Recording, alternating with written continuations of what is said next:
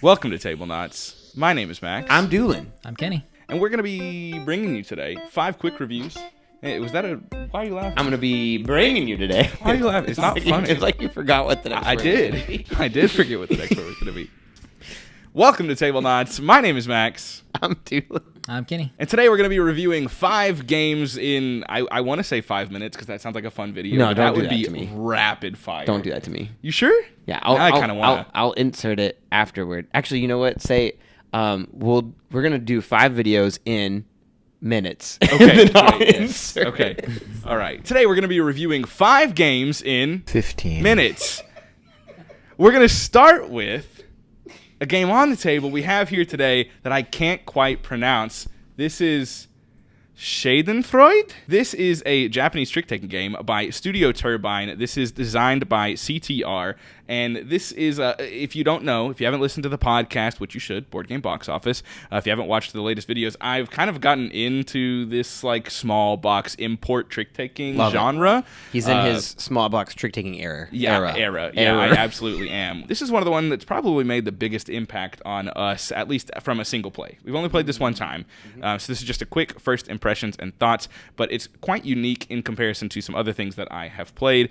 It is a game where the second highest card of the leading trump suit wins the trick, and you are trying to basically wait. Yeah, you're trying to be second for the whole game, essentially. Yeah. You're waiting for someone to cross over 40 points, and when they do, the person who is closest to 40 but not over wins the game. There are ways to shed your point values throughout the game. There are ways to make other people earn points when they don't want to. So it's a really unique game where every single trick you're thinking pretty hard about like how you want to approach the current circumstance. And you could be way behind, like, okay, I really do need to win some. And then you get too many like I did, and you're like, okay, now I cannot win any. And then Kenny's like, here, Max, here's 6 points. And I go over 40 and lose the game. Which is what happened. That is exactly what happened. Kenny won. Congratulations. Thank you. How did you feel about the game?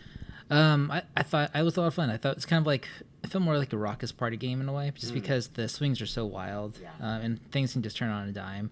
So it was definitely like the game with the most energy and I think just the most laughs. So Oh, it was funny the whole way through. Yeah. It was funny because you like took the lead really, really quickly, and Kenny and I were looking at each other like, Max is going to win. And then we realized, wait, yeah, we could just keep giving Max points. I realized the same thing, funnily enough.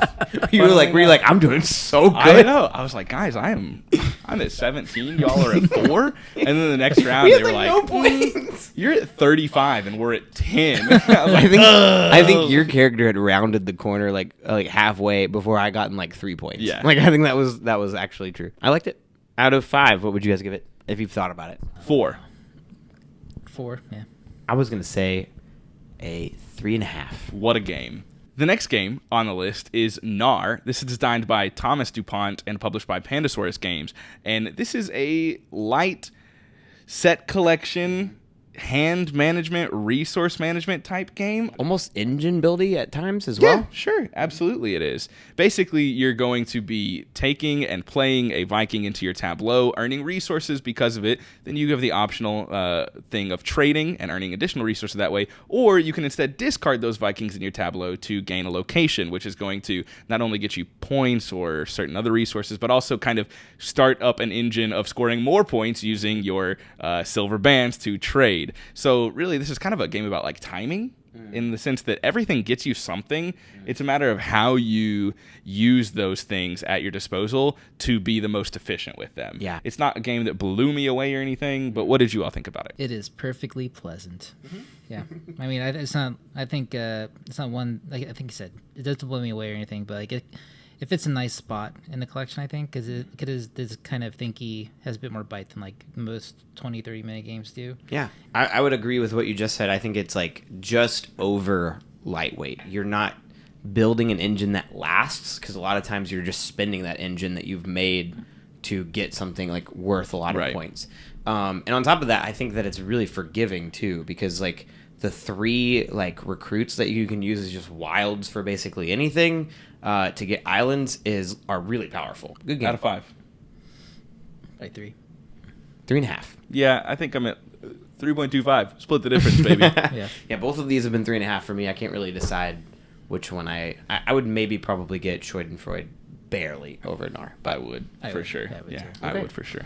Next on our list, we have a game called Effortless, Prepping for Adventure. Thank you, Doolin, for picking the game before me this time. This is designed by Isaac Meyer. He has also published a game called Expressions, which we've actually already recorded a video on, but it hasn't actually gone up yet. Yeah, hopefully so you'll see stuff about Expressions in the future. But this game, if this interests you, we implore you to check it out on Kickstarter. I believe it ends in like 2 days. So Isaac is from Barnmade Games. He sent us this game to check out.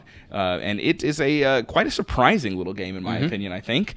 It's a really quite a simple game that gives me feelings of fantasy realms. A little bit, yeah. As well as some area control involved, and just a whole lot of variability. Because there's a lot you can do with like the different locations, classes, races, all sorts of things that you can swap and intermingle in this game. There are 6 locations, and you're going to each turn place a single effort on one of those locations. So the game will last 20 rounds. I mentioned it's like Fantasy Realms because there are like armor sets where, if you have 1 piece of armor, you're getting a measly 1 point, but you get 2, you're getting 4, you get 3, you're getting 8, you get all 4 pieces of armor, you're getting 13 points for that. What do you all think about this one? I was surprised at how much I really enjoyed this, and I was also surprised at how we played this with our wives, Emily and Danielle, and I think all 4 of us left thinking this was really good. Yeah, we enjoyed this. Literally on the back of the box I'm looking at right now, it's like 4 gamers. Here's what you would like. 4 non-gamers. Here's what you would like. Yeah. But I think it would be one of those that kind of bridges that gap. So if you're looking for games to like bring people in to area control or set collection, like this is a good game for that. Yeah, I liked it too. You're full of. He liked it. What's the word I'm looking for? Creative and original ideas today. Yeah, sometimes that's the way it goes. The tank is empty. I think like I do think it's a game like you kind of introduced to a lot of different people, and I think it's simple enough that they can get into it. I like the asymmetric feel of it. Like I started off as a paladin, so I was just like I gotta get a lot of armor, and that was it kind of gives you that early goal to go with. And out of 5, 4. 3.5. 4. Yeah, I think 4 on this one. At least at 4. At 4. 4 at 4. If we're going off the 2-player play, I'll give it a 3.5. Yeah, but that's only going off the highest it can be so far after my 2 plays, it's a 4. I enjoyed it very much. The next game on our list we do not have here, but that is Couture, that was designed by Yusuke Sato and published by All Play Games. This is a pretty simple, it's All Play. They do a lot of those small box games, and in this case, it's a bidding game. You're basically bidding on 3 different locations, New York, Paris, and Tokyo, for certain cards. So there's like 3 cards in each location. Bidding set collection. Yeah, absolutely. In our instance, we are bidding on New York, and the person who comes in first gets to draft the first card from New York, and so on and so forth sequentially. You're building out sets. You're trying to draft better cards that then it help you get higher scores to win the next draft, which I thought was a really cool thing. There's also negative cards there. You don't want to be last in certain locations. Super simple, easy to play and learn. What did y'all think about it? I liked it. I think that, games there. I've played games like this, but if you don't have, a, Sushi Go, or if you don't have like another set collection-y drafty game, the bidding aspect of it was cool. I've not played very many games that combine all 3 of those.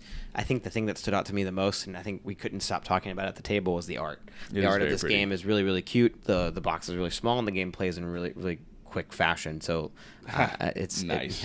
Quick fashion. Did that on purpose. No. But I think you combine all of those, it makes a good formula most of the time, and it's hard to really complain about it. I really like bidding in auction games. It's one of probably my favorite mechanisms. So this one really hit for me. I think it really plays well at 3 too. It just because there's 3 cards that come out, so you can really play that game of like, well, maybe I'll stay out so like Doolin gets a bad card and Max will get 2. So I think there's just a lot of interesting decisions for such a small game. And as someone who has watched a lot of Project Runway and America's Next Top Model, never watched that one. I was into it. Yeah. Out of 5, I'm gonna go 3. It's just not like one that like excites me super hard, like, but it's good. It's good. I'd say 4. I really liked it a lot. I think I'm gonna go 3 too, Doolin. I agree. I think it is good. 3 maybe sounds worse than it is, but it's just not one that excites me a bunch either. 3 in my mind is good. Yeah, anything lower than 3, you're getting into bad. Yeah, and then anything lower than like a 1.5 is like garbage. Yeah, and I think all of these games have been perfectly pleasant and good. It's just this is the one out of the bunch so far that excites me the least. It's the one that I'm less excited to get out again. Yeah. Wow. Okay. So I would play it with you. I would play it with you. And especially considering that, again, it's like the most unoffensive game. Like it can be played really, really quick, and it's very, very small. Like All Play does games very, very well. It's just maybe not my favorite All Play. The last game we played that we're going to discuss today is the biggest of the bunch. And this is actually like not a redesign. What do you want to go? Redux version. Yeah. What do we call those? What do we call those? Remaster? Kenny, we're looking for your expertise. That's what the video game is called. Remaster. What game are we talking El about? Grande. Oh, El Grande. This is designed by Re-release. Wolfgang Kramer and Richard Ulrich and published New by art. Rio Grande Games. I'd call it a redo. A redo? Yeah. It's not a redo. A beautification. Yeah, but I don't want to give people the idea that it's the extent of like Awakened Realms Castles of Burgundy, right? It's not quite to that have you level. seen the original? Doolin, It's ugly. stop. It is nowhere near the level of Awakened Realms Castles of Burgundy. You're right. But we can't all hope to be that, like, beautification level. But it's still beautification for sure. It 'Cause is. El Grande's original. Some people, Shane, Blech. would argue that the old version looked better. They'd be wrong, but they'd argue. Who argues that? Shane. Who's Shane? Wow. Wow, he's going to be real hurt you said that. Oh, from our Discord. Wow. I thought I'm you were sorry, talking about Shane. somebody that mattered. Whoa! I was thinking, like, is Shane Gillis? like best friends with like Shane Rodney Gillis? Smith? Like The guy from Is Smosh? he like a watch it played person? Like his name. Like, I think you should stop talking, Doolin. Just let him You're go. really just, you're Yeah. digging yourself a deeper hole I here. don't. Come at me, Shane. Let's go. More comments means more people watch That's the video. true. Interaction is important. El Grande is an area control war-ish game. Area control is the right word for it. But this is a game that I think all three of us had the opportunity to play on Board Game Arena maybe a year or so ago. And I think we all three came away being like, what's the fuss? I don't understand it. Yeah. I don't get it. But okay, you're gonna tell me that I'm wrong. So and you no. always enjoyed So it. here's the thing. I did like it, and then I don't know. I just started playing it more like in the last few months. And you didn't win. What? You had a lot of experience and you didn't win. No, I didn't win. You're welcome, But Shane. I played it quite a few times on BGA, and I was like, this is one that our Okay. friends will like, which is why I Okay. bought it. Which is why I bought it. It's a good idea. I was like, I think this is going to be one that we will just really, really enjoy. And We did. what? Yeah, I was going to say. I feel like it was a hit. Yeah, for no, our this game table. rocks. I also love the cards that you're bidding for, and how unique they are every single round. And every single round, we're like, okay, let's look. Okay, if I spend high here, I can get one of these really, really good ones. But I'm also not. I don't really have a good amount of people to be able to place right now. So maybe I should back off this round. Who wants this specific one? Oh, can I get it before they get it? Like, I don't know. There's a lot Did of someone stuff to take do. the screw you card last turn where they can just play it and void out any plans you may have had this turn? The veto, which I noticed that in our BGA game you got again, and you played it used on against you. me. Yeah, I'm glad he put it on you this time and not me at least. I mean, the game asked, "You want to veto Doolin?" I'm like, "Yeah, of course."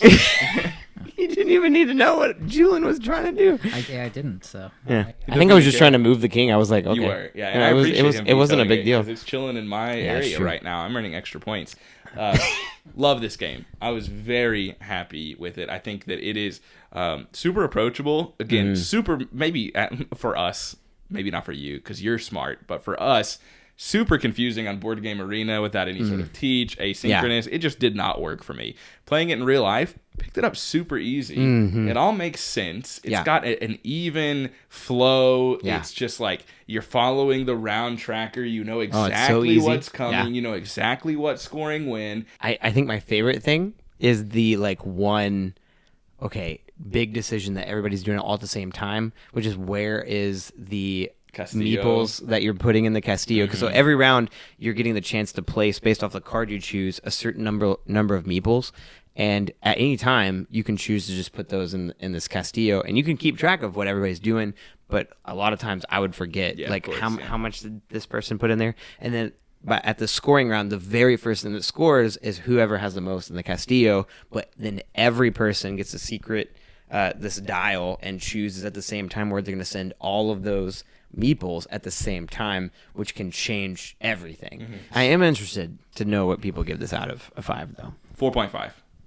4.5. Yeah. 5. Yeah. I think it's so good. It is very good. I think it could be in my top 20 if we kept playing. Yeah, I think like more plays will bring it up. I agree. Thank you all for watching.